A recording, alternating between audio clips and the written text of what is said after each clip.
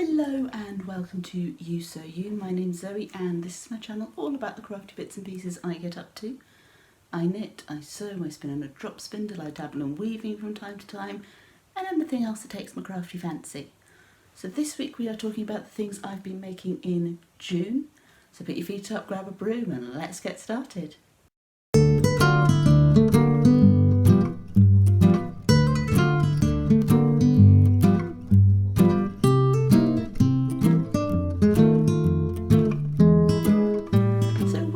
Welcome back to any returning viewers and to any new viewers, a very warm welcome to you.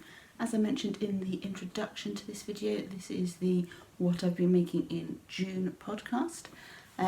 So I've managed to frame myself so I'm in front of the plant. Hopefully it's not going to grow out my head too much. It's a little bit better than the last video I filmed, I think, but we'll see how we get on. Hopefully, like I say, no extra green things growing out of me. So last podcast episode, the What I've Been Making in May video, I said I was going to give you some updates on a few things and that I was going to finish a few things, and I haven't. To be fair, I have been a little distracted this month with gardening and tennis. But normally I just watch Wimbledon, but we've been watching a bit of Roland Garros this year, and it's also Tour de Fleece, so there's been a lot of spinning going on. And I hadn't really factored that in when I said that I would be working on my handspun shawl and my lace shawl and my temperature cross stitch. I haven't touched any of those, so that's your update on them. Let's see if I get any progress made on them this month as we move through July. But on to what I have actually been working on in June. And let's start with what I am wearing. You can just see the top, and possibly the beginning of the skirt of my latest sewing make. This is the Lydia Dress by Tilly and the Buttons. I've made this one in a pale green, sort of appley green needle cord from Minerva, and it is one of my Minerva Makers projects. So I'll leave a link down below to the post on minerva.com for that, which should be up just before this video goes live. Overall, I'm pleased with it. It's a loose-fitting shirt dress. Well, at least it's a shirt bodice with a gathered skirt. And this version, I've just done the one tier. There are two tiers available in the pattern. You have the option to do one or both. And for this one, as it's needle cord, I've gone for the knee length option. There are also a couple of sleeve variations. I have opted to omit both sleeve variations for this because it's needle cord. I will obviously be wearing this more as a transitional garment between spring into early summer and late summer into autumn, and then with like long sleeve t-shirts and polo necks and that kind of thing underneath it as it gets colder still. So making it sleeveless in the heavier weight fabric gives me a little bit of versatility. I am going to be making another version of this dress in another Minerva fabric. That's going to be my next sewing project. And that will be with both tiers, or this is the plan anyway, to have it with both tiers and sleeves. So that should be ready to show you next month. In fact, it should be ready to show you mid-month, but I don't do this video until the end of the month, beginning of the next. So yeah, keep an eye on minerva.com as well for that. And I will obviously post on my Instagram feed when that post goes live. So yeah, that's sewing. That's the big finished object. The only other finished object that I have to show you, or at least the only other completely 100% totally finished project that I can show you, I actually did a video for this a couple of weeks ago, which I will link whichever side the card turns up. It's somewhere around my head. Can literally never remember which side it shows up on the picture, because I can never remember if the video reverses or not. Hopefully you can't hear my cat making noise in the background. But it'll be on the right hand side of the screen as you look at it, the right upper right corner as you look at the picture. And there'll be a link there to my beginner friendly dishcloth video. So there's nothing outstanding about this. It's not blocked, it's a dishcloth. Who needs to block dishcloths? So it has sort of formed itself into a kind of rhombusy shape because it's, or kind of parallelogrammy rhombusy shape because it's not blocked. But that's just the way knitting works. It tends to skew slightly when you're knitting on things. It's fine. So yeah, that's my new dishcloth. I need to make another couple of these to replace the dishcloths in the kitchen, but they don't take me too long. And yeah, it's just a stocking stitch unblocked square. If it was blocked, it would look much neater, but hey, I'm not blocking dishcloths. Life's too short. So yeah, so dishcloth done. More of those to follow. It's made in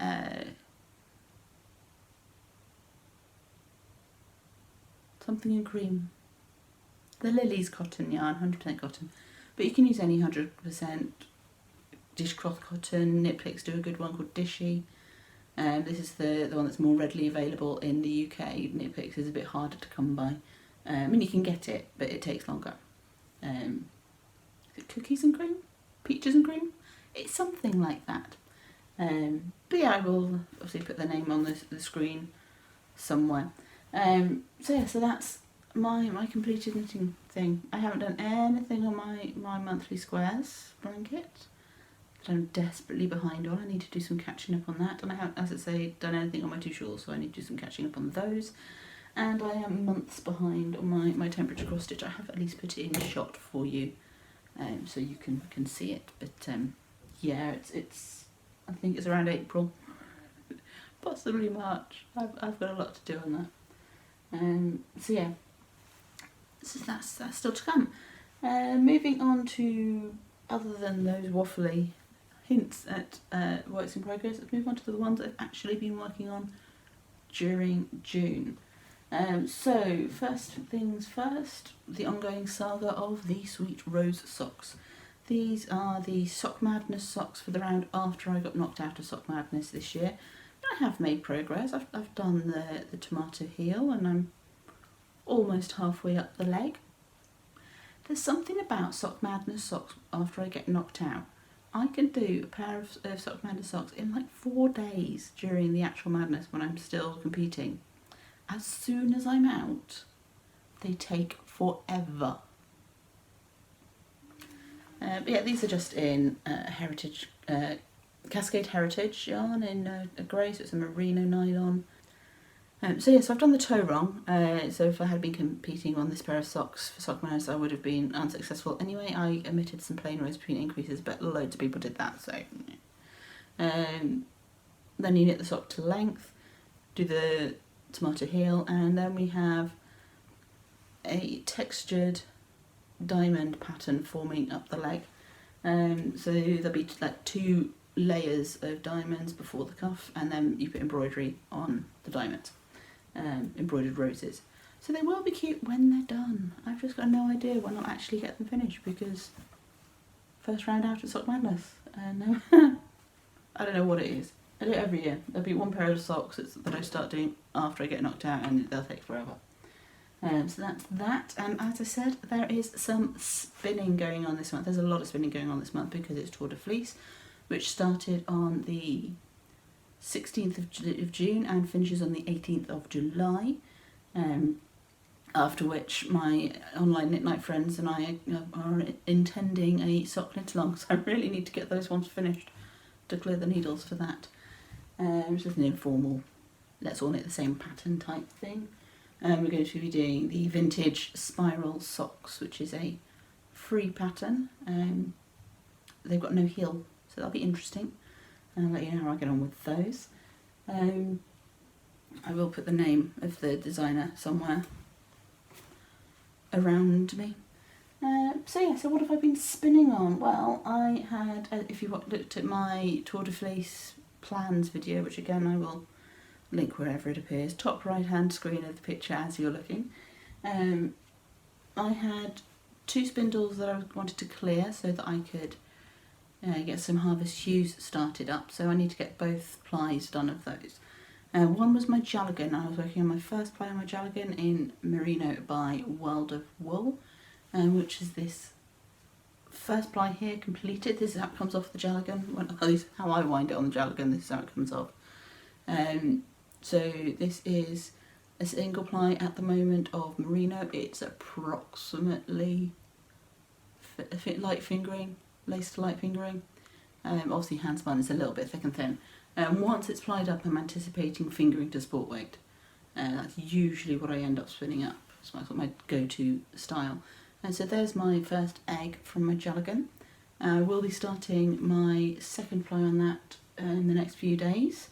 I will at some point as well do a video on how to use the Jalagan, because it is a little bit different to most of the spindles that you see people using when they're using drop spindles, because it doesn't have a whirl.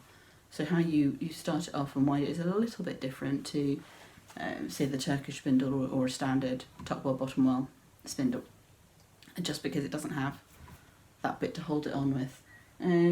So yeah, so I'll show you that at some point. That's going to be getting done. I think I'm going to film that during Tour de Fleece, but I'm not sure when I'm going to release it. The other spindle that I needed to get the project completed on was the Turkish spindle. Turkish spindles create gorgeous little turtles like this. This is my first ply of my fractal spin. So this is the smaller little nubs of fibre that I'm spinning up on here. And it's again coming out lace-ish weight as a single, so it should be a fingering to swap weight when I apply it. And this is the fibre that I dyed myself using Kool-Aid. So it's the traffic lights colourway. As you can see, we've got the three colours showing up nicely on that turtle. Now I have already started the second ply. I'm around about, I think, a third-ish, maybe a little bit more than a third of the way through the second ply. I did have to break the bigger bumps up to make them more manageable as I spun them, but this is the slower colour change. So there's only going to be two sequences of the green, orange, red in this ply, whereas there's several in this ply. So I've got this much left of the first half of that ply to spin up. So I say around about a third, a little bit over of this ply done. I do like the way that things wind up on a Turkish spindle. They look so pretty. So yeah, that's the spinning. Today is the 5th of July, Sunday the 5th of July, so the next bit of spinning that I'm going to do is not actually going to be on either of those two projects, because today is challenge day, so I will later on be spinning some silk, and obviously I will keep you updated on how that goes. I'm not expecting to get a huge amount of the silk spin done because it is tricky, but there's two challenge days in Tour de Fleece, so there's one this week and there's one next week. And yeah, that's what I've been doing in June. As I say, distracted by gardening and tennis. My garden's not great. I'm a beginner gardener, very much beginner gardener, but we do have some strawberries forming, so that's exciting. My potatoes are almost ready to harvest.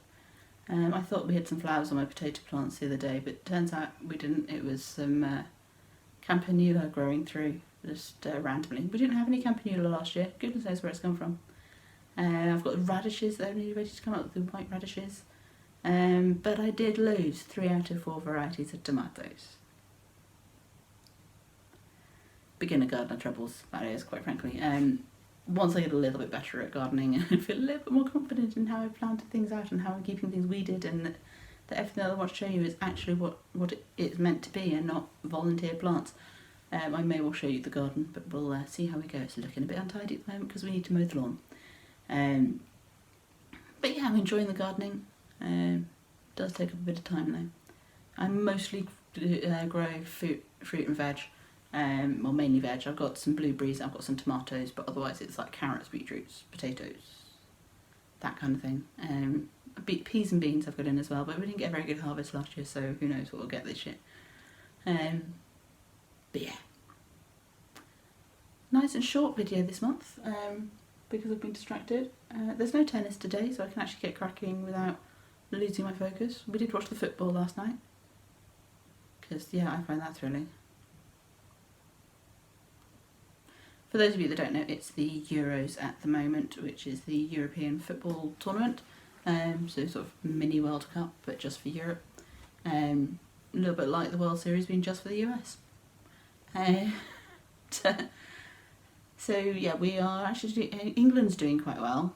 Scotland and Wales didn't do quite as well. I don't think either of them made it out of the group stages. No, neither of them made it out of the group stages. I think Wales deserved to, but Scotland fought hard. But Scotland's not been in a major tournament apparently for a very long time. The things you pick up when there's a big international tournament. I don't really follow football, but England's doing very well. They're through to the quarterfinals, so that's not bad. In fact, no, they just played the quarterfinal. Quarterfinal was yesterday, that's the one I watched. Yeah, you can tell I take my football seriously, can't you? Okay, so yeah, that's that from me. There'll be another video next week. I aim to upload a video every weekend, so make sure you don't miss any by liking, subscribing and dinging the bell and doing the things the YouTubers tell you. I've got a few things planned out. As I say, at some point I'm doing a Jalagan video. I don't think that's going to be next weekend though. Might be. I might get it done by then. It's probably going to need to be after Tour de Fleece finishes that I complete it though, to be fair. Because I need to show you how to start on the Jalagan and how to take things off the Jalagan. So I will need to have completed the ply. So I guess it depends on how fast I spin. If I get it spun up this week, then it might be next week, but it could be in a couple of weeks' time. Because, yeah, precision. So yeah, so I will leave you there. Let's say like, subscribe and ding the bell down below to make sure that you are notified every time I upload a video, and I aim to put one up every weekend, so we've usually on a Saturday or a Sunday.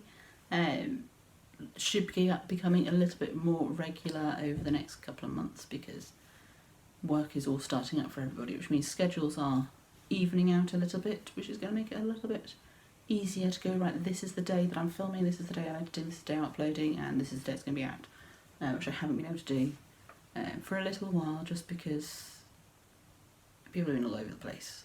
So yeah, so I will again say goodbye and like, subscribe and ding the bell down below, because that appears to be what I'm doing today. It's just repeating myself endlessly.